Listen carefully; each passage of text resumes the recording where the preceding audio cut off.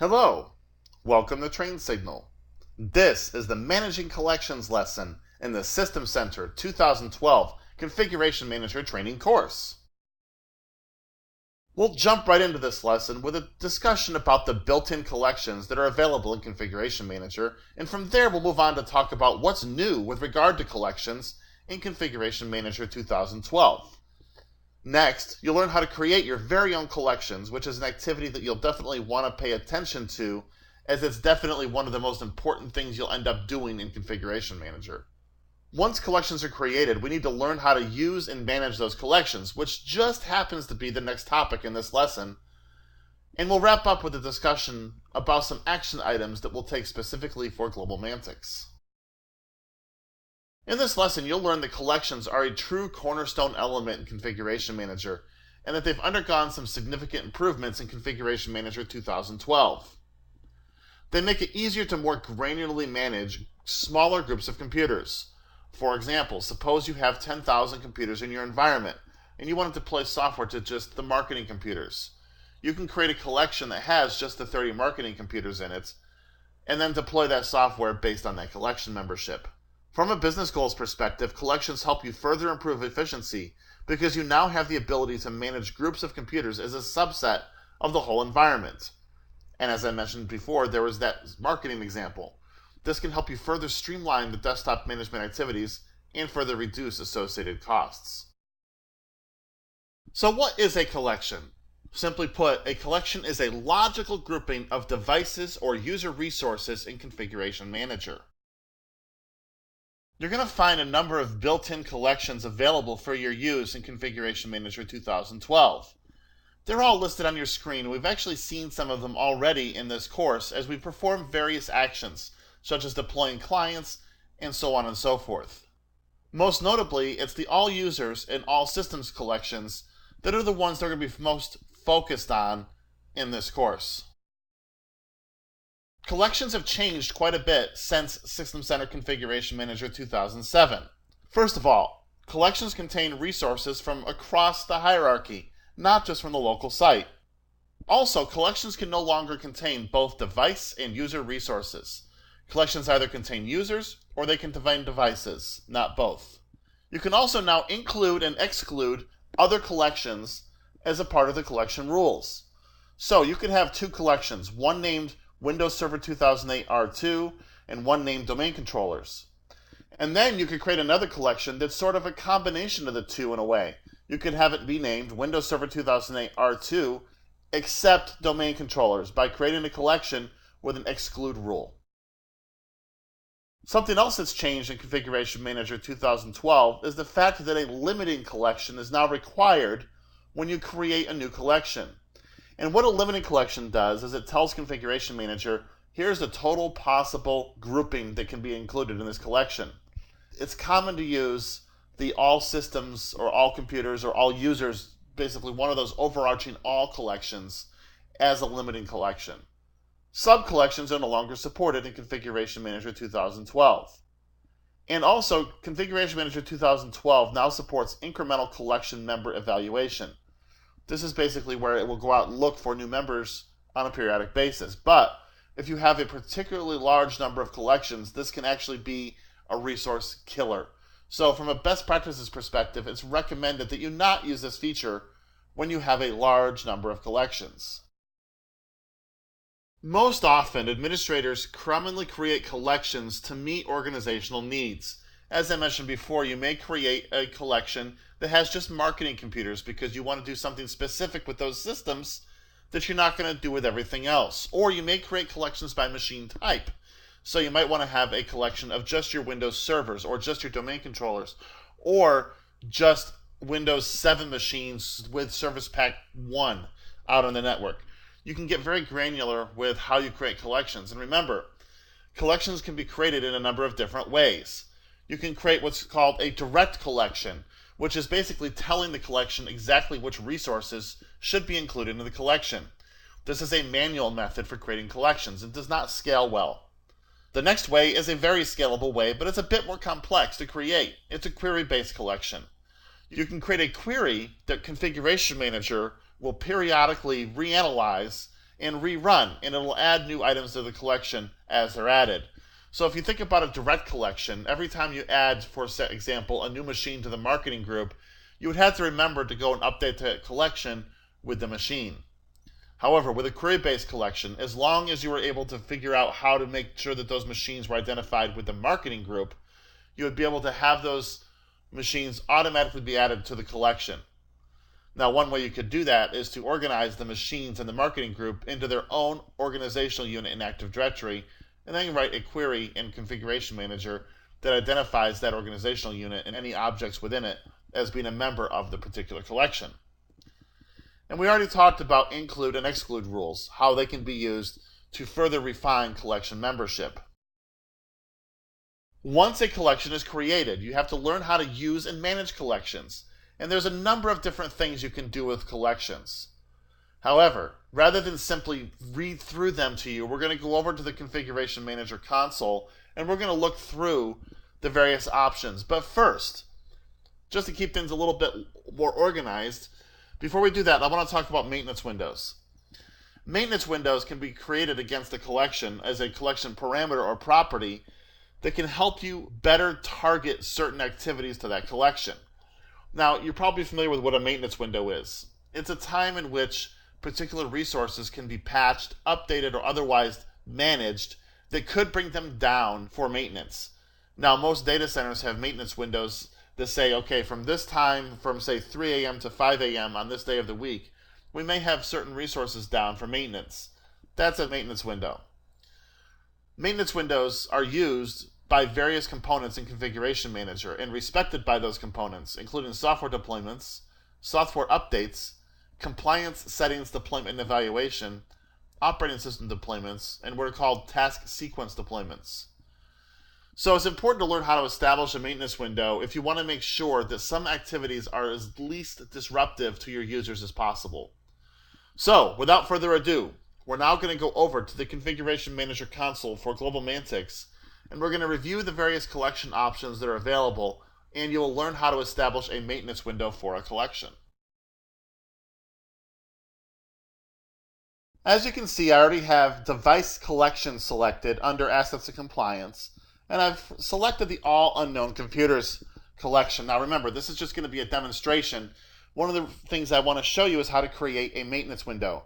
You cannot create a maintenance window on all systems, just not possible. You can create maintenance windows on any devices you create and other collections, just not some of the default ones.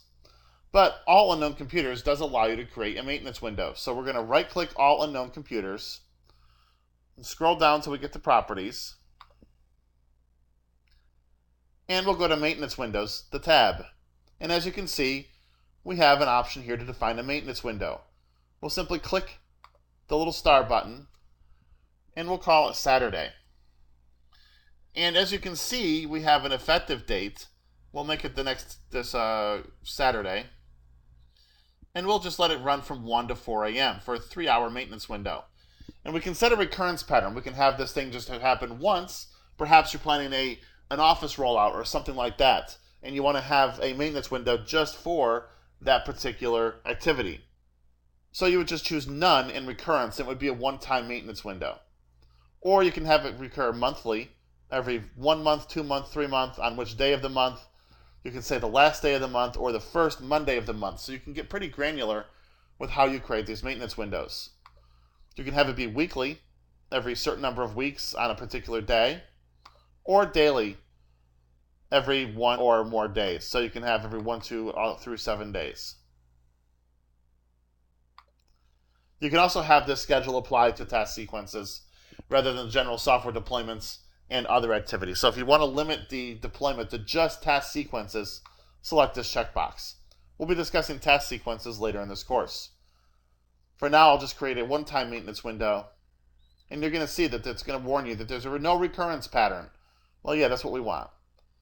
But it'll tell us when we're going to have the maintenance window upcoming for this collection. So let's take a look at some other collection management options that you have at your disposal. If you right-click that collection, you'll get a list of everything that's available from a shortcut menu. For now, we're going to focus on collection properties.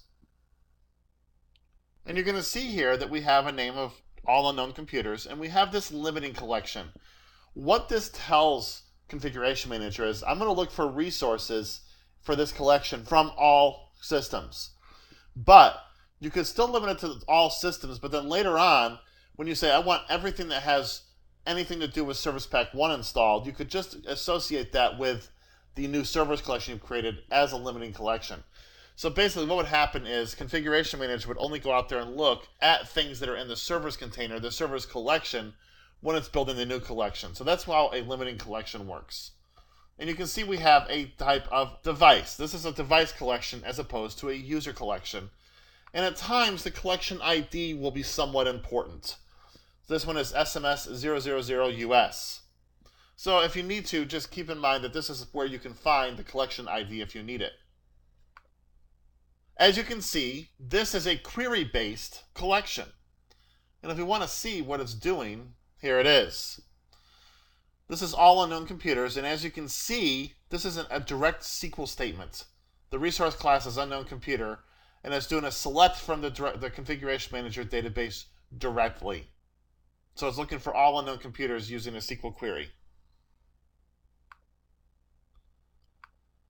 Power management is managed on a collection basis. So since these are unknown computers, it's really tough to manage power settings for things you don't know about yet. We'll be looking at power settings later in this course. If you've assigned software deployments to a collection, they'll show up here. We've already looked at maintenance windows. Then we have collection variables. And this is one way you can basically specify custom task sequence variables so that you can more easily manage task sequences down the line. Next, we have out-of-band management if the system supports it, which ours don't right here because they're unknown computers. What distribution point group is associated with this collection? DPG1. Who has access to this collection? We discussed security previously in this course. And if you're using endpoint protection, which we'll be discussing later in this course, do you want this collection to show up in the endpoint protection dashboard? Since it's unknown computers, that's probably not something we need to worry about. You can get some of the same information down here at the lower part of the screen. You can choose deployments to get a list of deployments that have been made to this collection, and you can see any custom client settings that have been made available to the collection. Now, when you right-click the collection, there's some additional options that become available. You can show members, and that simply brings up the 2 members that are by default included in the All Unknown Computers collection. If you wanted to, you can select one of those members and add them to an existing device collection. You can install the client. Remember, we did this before, where we selected an individual workstation and deployed the client. Well, you can select the collection as well and deploy the client to all of the systems in that collection. You can manage affinity requests in the collection.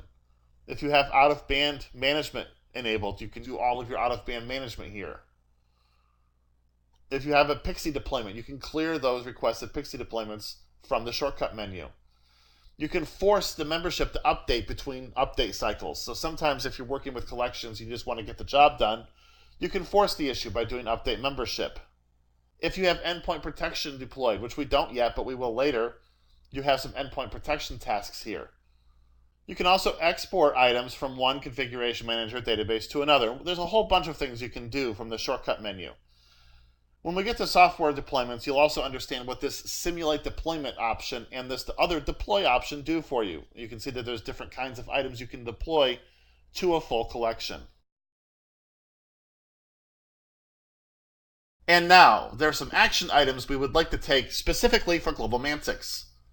First of all, we'd like to manually create a collection. And that's going to be pretty easy. So we're going to go over and do that in just a second. Second, we'd like to create a collection that consists of just the Windows 7 machines that are in the environment, and a separate collection that consists just of Windows Server 2008 R2 machines. And then we'll explore any remaining collection management options that you may not have seen already. So how do we manually create a collection? It's pretty easy actually. We'll start by right-clicking Device Collections and choose Create Device Collection. And we'll call this GlobalMantix Manual. And the limiting collection, again, we have to choose this, will be all systems. And we'll do next. As a rule, we're going to have a direct rule. We're going to basically say we're going to choose the resources we want to add to this particular collection. You'll see this starts another wizard called the Create Direct Membership Rule Wizard. We'll do next. And because I only have a few devices, I'll just do the %, which is a wildcard here. We'll do system resources. It doesn't matter here really what we choose, because we're going to have the name. In the name, we want to have basically anything that gets returned. So we'll do next again. And you'll see that it simply returns a list of all the resources that we have out there. Now, it only returns 5 resources because that's all the resources we have in the environment for Global Mantics right now. By specifying a %, we said I want to get everything. Now, I could have done this. I know I want to get a Windows 7 machine. They all start with Win. So I could do Win %. And then I would get resources that just start with Win. So as you can see, it works just like a wildcard character anywhere else. And then I can make a resource selection here of Win 7-2. Click Next, Next, and Close. And you can see now that we have a membership rule that says we're going to have Win 7-2 be a member of this collection. And next, next, and that's it. Now, when we look at all of our device collections now, we have one here called Global Mantics Manual. It's still going out and working its magic to add the resource. So I can do Update Membership. This will reevaluate the membership. And that now changes it to 1. If I double-click the collection, it'll show me that we have Win 7-2 as a part of that collection. There was kind of a lot of steps to go through, though. So let's do it another way. We'll go to All Systems. I'll right-click Win 7-2. And I'll do Add Selected Items to a new device collection. And I'll call this Manual 2. Again, we have to have a limiting collection, so we'll choose All Systems.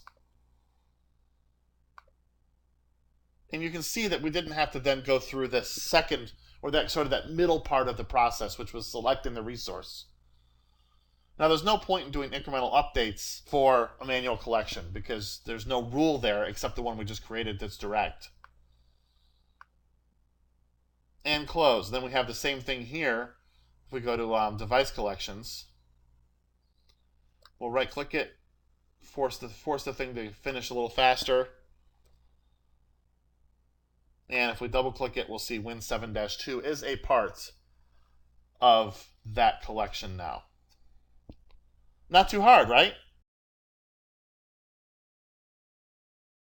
Our next task is to go to the automatic collection creation process, creating a collection of Windows 7 machines and a separate collection of Windows Server 2008 R2 machines. So let's do that now. Now, this process is going to be a bit more involved, and really, to master query-based collections will take a whole lot of practice and a lot of research about the various classes of attributes and things that are available for you when you create these particular kinds of collections. But to get started, I'm going to right-click Device Collections. I'm going to choose Create Device Collection, just like we did before. And this time, I'm going to call it a Windows 7 Device Collection. I'm going to click Browse. We're going to do the All Systems again, because that's going to be our limiting collection. And click Next. This time, for a membership rule, I'm going to choose a query rule. This is going to open up a query rule properties page. To get started, we need to understand a couple of things here. One, we can name this rule, which is it's just going to be Windows Workstation. And you'll see why we're calling it that in just a couple minutes. If you have an existing query, you can import that here. In fact, if you look out at the web, there's all kinds of resources with sample configuration manager queries to help you get started for some of the more complex tasks you may have at hand. Now, the resource class we're interested in happens to be a system resource. So we want to find systems. So we'll click Edit Query Statement. This is going to give us query statement properties. So we'll click the little new button here for a new property. And we're going to look for particular attributes. So we'll click Select And again, we're looking at system resource. Let's see what's available here. When we click the down arrow next to attribute, you can see that there's all kinds of stuff available. Well, remember, we want to know if it's a Windows 7 machine. So let's look for something around operating system. Voila, operating system name and version. And click OK. Don't worry about sorting this. It really doesn't matter for this particular piece of the equation, but you can do ascending or descending if you like. Just for argument's sake, I'll do ascending so we have something there. And click OK. But we're not done yet. We want to have some criteria. Well, all we've said is we're going to find the system, operating system at this point. We haven't said which one we want. So we'll go to criteria, and again, we're going to choose a new criteria. It's going to be a simple value. And again, if you're familiar with SQL syntax at all, it starts with find such and such, find these fields where these conditions are true. So we've told that we want to find the operating system. And the attribute class is going to be a system attribute class again. System resource. Be careful, now it's a common mistake to just choose system up here, but it's not. It's a system resource is what we're really looking for. And the attribute is the operating system name and version. And click OK. Bear in mind that we have a combination right now of workstations and servers in the all systems collection. That's our limiting collection. We want to grab just the workstations. So in this value field, I can have a couple of options. I'm going to click value, and you can see that it tells me what values are available to choose. Now this is going to change depending on what you have selected or what you have discovered out in your environment. If you've got Windows XP machines, you'll see additional options here based on the version that you need to find. So you're going to have to know what version of Windows 7 is, and it happens to be Windows NT Workstation 6.1. So we'll do OK, and OK, and we'll do OK until we get back out to somewhere a little bit more familiar. And this time we will use incremental updates. So as we add new Windows 7 machines to the environment, they'll show up here in the collection. And notice we do a full update of the collection every 7 days just to make sure that it stays current. So we'll do next, and close. And once again, I'll right-click it and choose Update Collection or Update Membership. And now we have 2 items that are members of this collection, Win 7-1 and Win 7-2. Now, if you're interested, you can actually see the full SQL statement that's behind this.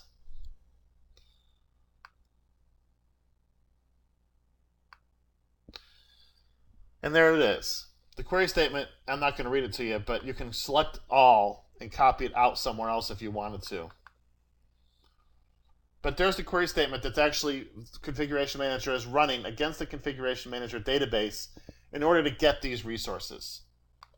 Now we can follow a similar set of steps to create a new collection for Windows Server 2008 R2 machines. And that 2008 versus R2 is actually important, because Windows Server 2008 was NT Server 6.0. Windows Server 2008 R2 is NT Server 6.1. So we'll do Create Device Collection, and we'll do Server 2008 R2. Limiting collection will be all systems. We're going to make this a query rule, and this is going to be server. Edit query statement, a new attribute, set system resource, so it's going to be an attribute of operating system, name and version. And again, if we want to, we can choose ascending or descending, but do not have to. When we have criteria, we'll do a new criteria this time. We have to choose a system resource class.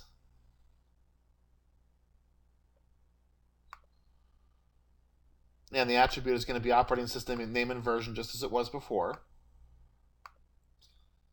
And this time we're going to choose server, or this time it's Windows NT Advanced Server. You remember that Windows 2000 originally introduced an Advanced Server Edition. That name has carried through to later versions, although you don't generally see it. Do OK, and OK. And we do OK one more time, and OK one more time. And if we want to, we can incrementally update that collection. Do next, next, and close. And this time, when I update the collection, we should see 3 members. And there we go. If we open it up, there's our 3 Windows Server 2008 servers that we have defined in Configuration Manager. Pretty cool, huh? As you can probably guess, creating collections with queries is incredibly powerful because there's so much at your disposal. There's a ton of internet-based resources out there. Just search Google for SCCM queries, and you're going to get all kinds of results that you never thought you'd find. One other thing I wanted to show you while we're here, I'm going to go back to all systems. You know, we just found the operating system that we have on these clients, but if you want to display that here, if you right-click inside the header here, right-click, you can actually add additional items to view right there in the header if you want to see what kind of operating system, for example, is deployed there. But there's other items you can have there as well, including the last times that I logged in, the Active Directory site, client certificate, client version.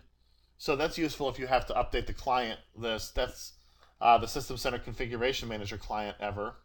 Don't need the domain. Again, I have a sensitive keypad here.